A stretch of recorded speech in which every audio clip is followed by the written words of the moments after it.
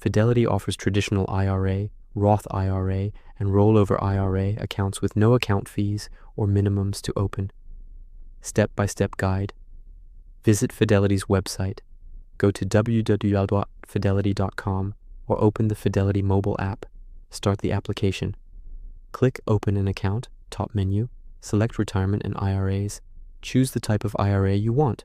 Roth IRA, tax-free growth and withdrawals. Traditional IRA, tax-deductible contributions. Sign up or log in. If you're new, click Sign Up. If you already have a Fidelity account, simply log in. Provide personal information. Enter your full name, address, date of birth, and social security number. Employment details and income. Beneficiary information. You can transfer money from a linked bank account. Roll over funds from a previous 401k or IRA. Transfer existing investments in kind. Review and submit. Confirm all details, agree to terms, and submit the application. Approval is usually instant.